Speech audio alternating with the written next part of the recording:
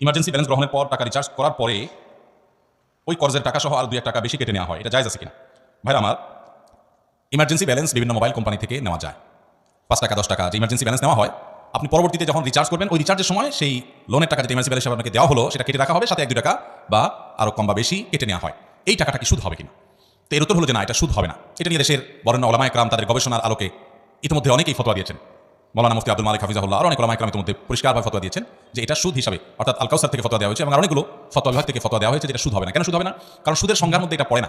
এই ব্যালেন্সটা এটা নিয়ে যদি আপনার কাছ থেকে অতিরিক্ত টাকা কাটা হয়, প্রথম কথা হলো এটা অনেক কোম্পানি কাটার সময় বলে যে এটা হলো আপনার প্রসেসিং ফি, অর্থাৎ আপনি যে লোন নিলেন সেটা আবার পরিশোধ করলেন, এটার জন্য পুরো জিনিসটা প্রসেস করা কোম্পানি যে করলো, হিসাব সংরক্ষণ করলো, অতএব এই প্রসেসিংয়ের জন্য এটা সাবমিট করলেন, আপনি এটা নিলেন, এই পুরো বিষয়ের জন্য এটা নেওয়া হয় এক।